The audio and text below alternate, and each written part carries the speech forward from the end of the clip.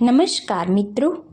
હિન્દુ ધર્મમાં ઘરમાં સવાર અને સાંજે દીપ પ્રગટાવવાનું મહાત્મ્ય છે. દીપ એટલે કે અગ્નિ. અગ્નિને સાક્ષાત દેવતા માનવામાં આવે છે. દેવતાને પ્રસન્ન કરવા સવારે અને સાંજે દીપ પ્રગટાવવાનું શુભ માનવામાં આવે છે. સામાન્યપણે લોકો સવારે ઘરમાં સ્થાપેલ મંદિર સમક્ષ પૂજા અર્ચના કરતી વખતે દીપ પ્રગટાવતા હોય છે.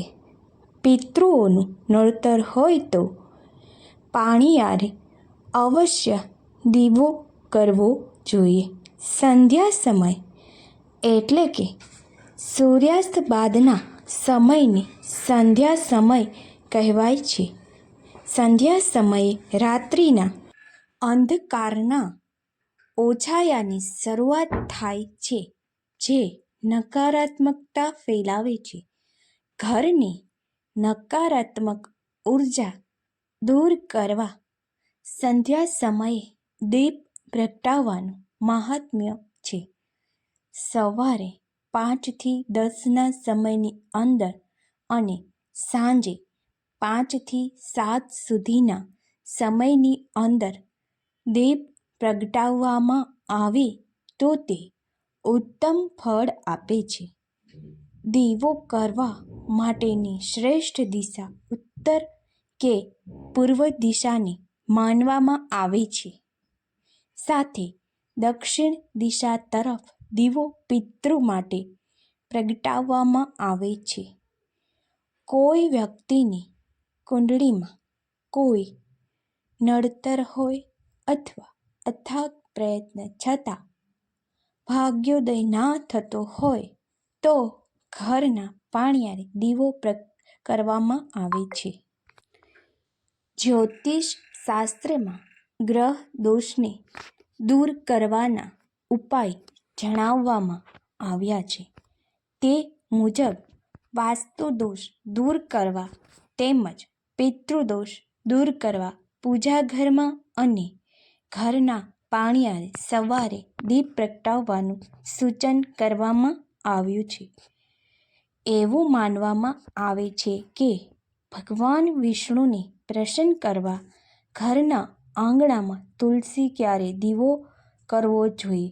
પતિ પત્ની વચ્ચે અણબનાવ રહેતો હોય અથવા બંને વચ્ચે જોઈએ તેવો તાલમેલ ના હોય તો ભગવાન શિવ પાર્વતી અથવા વિષ્ણુ લક્ષ્મીની સામે ગાયના ઘીનો દીવો પ્રગટાવવો જોઈએ.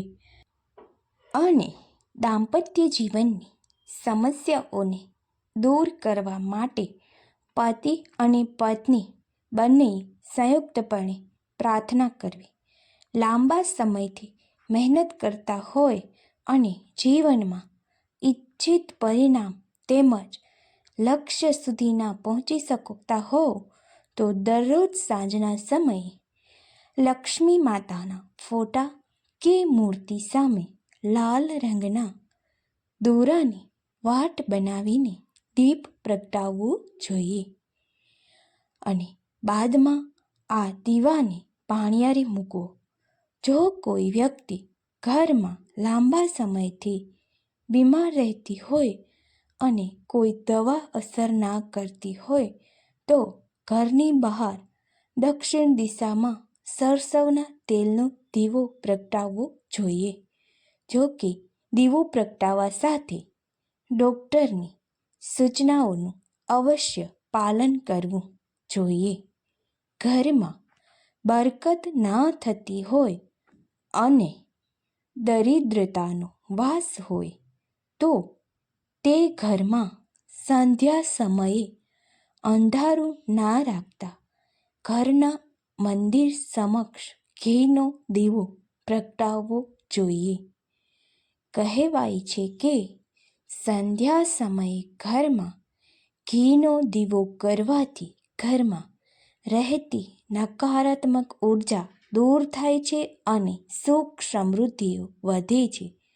ભગવાન ગણેશના આશીર્વાદ મેળવવા માટે 4 મુખી ગાયના ઘીનો દીવો પ્રગટાવવો જોઈએ.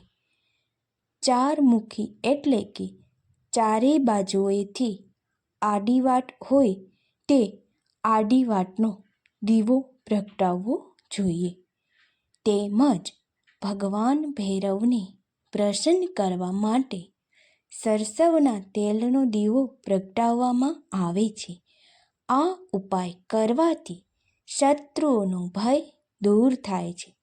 દીપ પ્રાગટ્ય કરવું એ સંદેશ આપે છે કે આપણે અજ્ઞાનનો અંધકાર હટાવી જ્ઞાનના પ્રકાશ માટે પુરુષાર્થ કરીએ. હંમેશા 1, 3, 5 અને 7 એમ વિષમ સંખ્યામાં દીપ પ્રાગટ્ય કરવાથી વાતાવરણમાં સકારાત્મક ઉર્જા ઉત્પન્ન થાય છે. ગાયના ઘીનો દીવો શ્રેષ્ઠ માનવામાં આવે છે. તેનાથી પ્રદૂષણ મુક્ત વાતાવરણ ઊભું થાય છે. મિત્રો, આભાર. જય માતાજી. જય શ્રી કૃષ્ણ.